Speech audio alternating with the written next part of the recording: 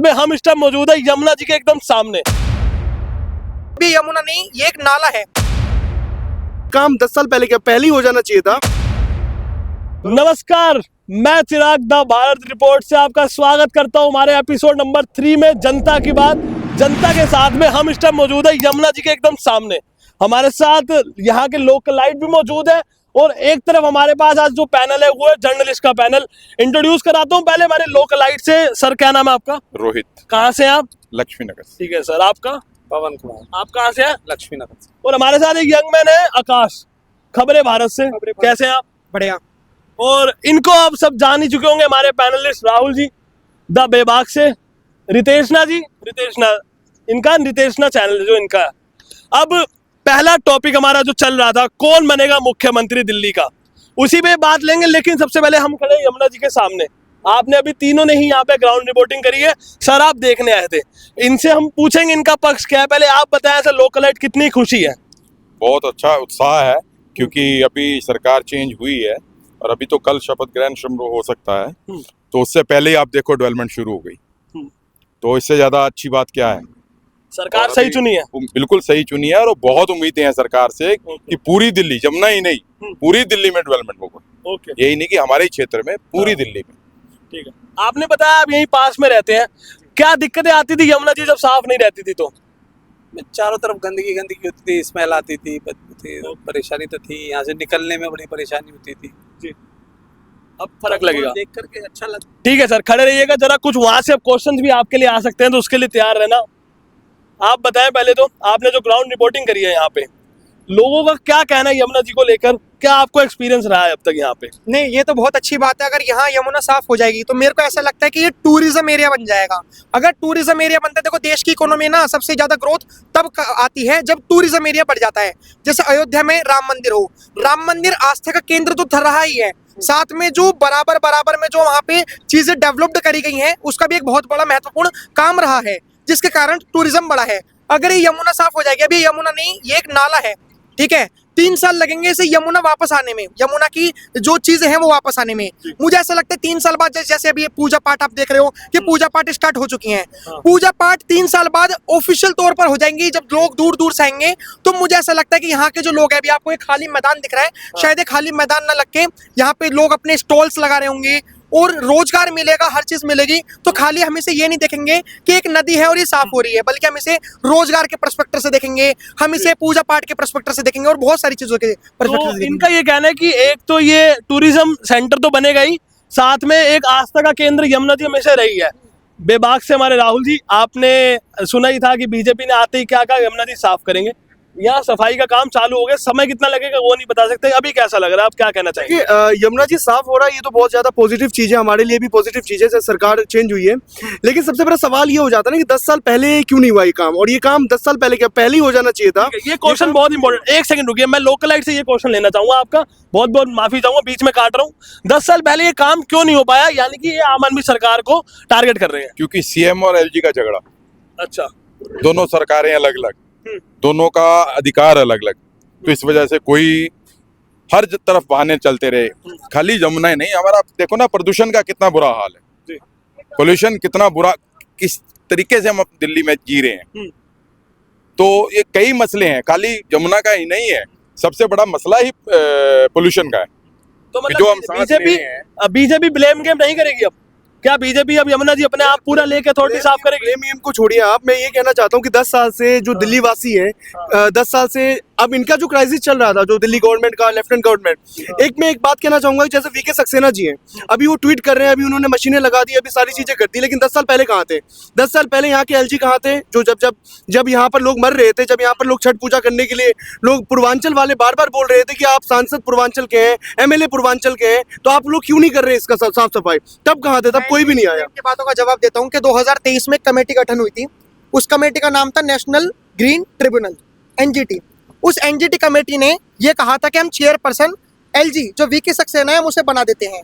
लेकिन दिल्ली में जो अरविंद केजरीवाल है, वहां पे आम आदमी पार्टी की सरकार थी दिल्ली में, तो वो सुप्रीम कोर्ट चली गई थी। उसने कहा था कि ये हमारा दायित्व है और ये हमारा अधिकार है कि हम मालिक हैं दिल्ली के, हम हैं सरकार में, तो आखिर में तुम एलजी को चेयरपर्सन कैसे बना सकते हो? तो वो सुप्रीम कोर्ट गई और सुप्रीम कोर्ट ने फटकार लगा दी एनजीटी जो कमेटी है और उसने कहा कि वीके सक्सेना को नहीं जाना चाहिए, इसीलिए उन्होंने 2023 में करा था। रटा रटाए बात है ये चीज, रटा रटाए जवाब है, जो जवाब भारतीय जनता पार्टी के जो अभी पार्टी के लोग भी देते हैं वो रटा रटाए जवाब है ये चीज। मैं ये कहना चाहूंगा कि 10 साल हो गए दिल्ली में, 10 साल प्रदूषण था, 10 साल पानी का इतना ज्यादा प्रॉब्लम था यहाँ पर भी, और यमुना जितनी गंदी थी 10 साल में ना तो किसी सांसद ने, ना तो किसी विधायक ने, ना तो किसी एलजी ने भी कभी भी इसके साथ कोई ट्वीट नहीं किया कि यमुना जी को साफ करना चाहिए। कभी भी मशीन नहीं लगाया। क्यों नहीं लगाया मशीन? क्या सरकार के पास मशीन नहीं थी? केंद्र सरकार के पास मशीन नहीं थी। चलो राज्य अगर नहीं करेगा तो एनजी ये केंद्र सरकार नहीं कर सकती, यूनियन टेरिटरी है ये, केंद्र सरकार। ठीक है, थोड़ी गर्मा गर्मी मेरे को लग रहा है यहाँ बढ़ रही है, लेकिन मैं थोड़ा माहौल लाइट करना चाहूंगा। रितेश जी आपसे ये जवाब दूंगा, अभी आप ग्राउंड रिपोर्टिंग यहाँ कर रहे थे, क्या लोगों ने कहा, लोगों की एक्साइटमेंट कैसी है यमुना जी को लेकर? देखिए, लोगों ने यमुना जी का मुद्दा जो है पूरा भाजपा ने इसी उस पर लड़ा, टॉपिक पर लड़ा कि यमुना गंदी है। मैनिफेस्टो यही था, मैनिफेस्टो उनका यही था, और उनके पास कोई चेहरा नहीं था। यमुना एक चेहरा उनके पास था, पर देखिए जो कायाकल्प करने की कोशिश जो मुख्यमंत्री अभी तक नहीं मिला है दिल्ली को, मुझे ऐसा लगता है कहीं ना कहीं भाजपा जो है अगले विधानसभा चुनाव को इस कार्यक्रम से टारगेट करने की कोशिश कर रही है, क्योंकि 5 साल वो ऐसा दिखाना चाहती है कि हमने अपने मैनिफेस्टो को धरती पर जमीनी स्तर पर उतारने की कोशिश करें, मुख्यमंत्री ना होने के बावजूद भी। ये जो अगले विधानसभा चुनाव होगा उसको सीधा कहीं ना कहीं भाजपा जो है टारगेट करने की। ठीक है, इन्होंने कहा है कि ये मैनिफेस्टो में यमुना जी की बात करी थी, उन्होंने काम पूरा कर दिया। क्या आगे जाके ये सरकार जो बीजेपी की सरकार है अपनी जड़ें एकदम मजबूत कर सकती है सिर्फ यमुना जी साफ करके दिल्ली में? नहीं, खाली यमुना से नहीं होगा, और भी जो मुद्दे हैं दिल्ली के, और भी कई मसले हैं। खाली आप यमुना यमुना करते रहे तो यमुना तो है ही है, इसके अलावा बहुत है। पार्किंग का समस्या है, सीवरेज की समस्या है, पानी की समस्या है, साफ पानी की, सबसे बड़ी पर्यावरण की समस्या है। तो ये सब कुछ ही करना पड़ेगा, खाली यमुना से ही बेस मजबूत नहीं होगा। ठीक है, हमें तो खुशी है कि यमुना हमें छठ मैया के लगाए गए थे, उन पर देखा गया था, मुद्दा यही था यमुना वाला कि यमुना अरविंद केजरीवाल के शासन में उन्होंने कहा कि साफ कर देंगे आते ही, और जिसके लिए अरविंद केजरीवाल ने अपने आप को कसूरवार भी माना कि मैं नहीं कर पाया अपने मैनिफेस्टो को, यानी कि यमुना को मैं साफ नहीं कर पाया। पर उसी को नर्व्स पकड़ के भारतीय जनता पार्टी ने ये मुद्दा पूरा रखा, और उसी को लेकर आज जो है ये साफ सफाई चल रही है। पहले भी ये साफ सफाई, जैसे राहुल जी ने कहा, ये हो सकती थी, पर कहीं ना कहीं जो एलजी थे वीके सक्सेना, वो हमेशा उनकी राहों में बाधाएं अटकाते थे, काम नहीं करने देते थे, क्योंकि एक तरफ से ब्लेम गेम रहता था, और लेकिन आपको लग रहा है कि ये सही में होता था। ठीक है आकाश जी, मेरा आपसे ये प्रश्न है कि ये जो अभी यमुना जी साफ हो रही है, मैं फिर से दोहराना चाहूंगा, ये 10 साल पहले जैसे कि इन्होंने कहा आम आदमी की पार्टी के टाइम पे क्यों नहीं हो पा रही थी?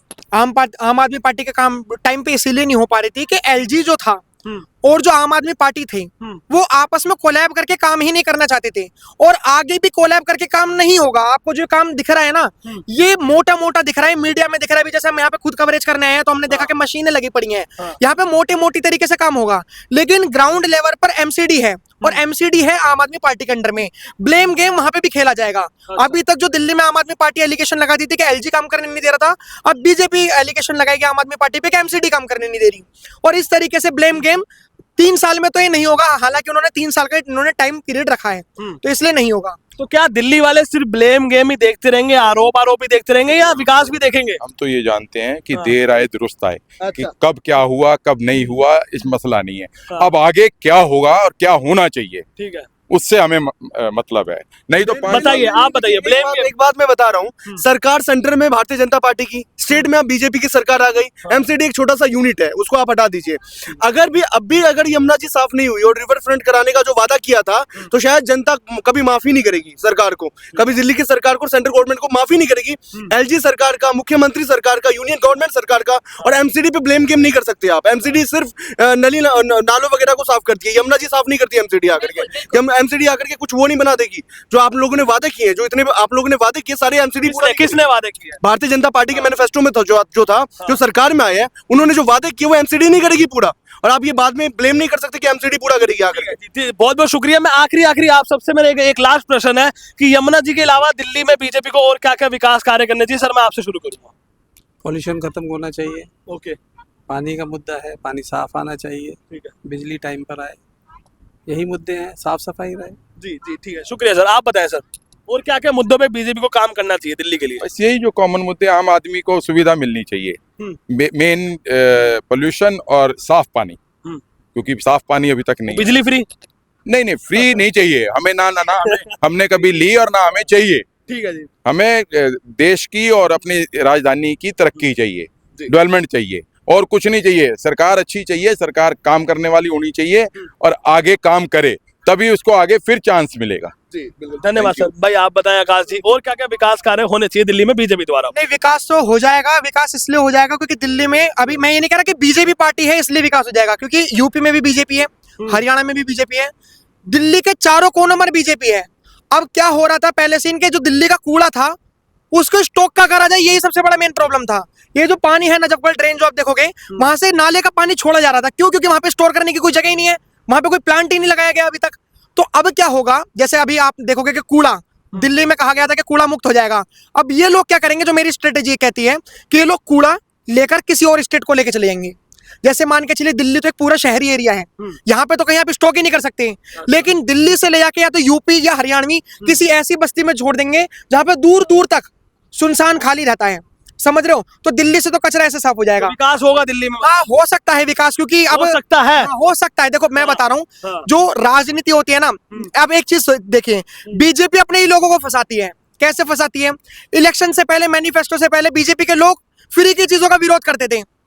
कई फ्री की चीज है तो देश का बेड़ा करके कर देंगी, देश का नुकसान कर देंगी।